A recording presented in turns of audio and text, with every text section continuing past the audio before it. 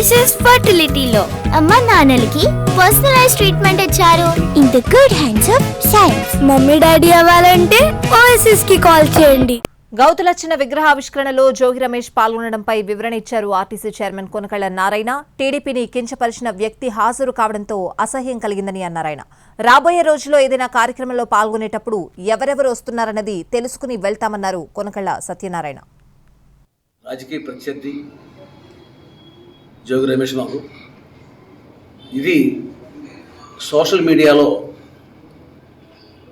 అవగాహన లేక తప్పుగా అర్థం చేసుకుని మా పైన సోషల్ మీడియాలో మాట్లాడుతూ ఉన్నారు. అవన్నీ కరెక్ట్ కాదు.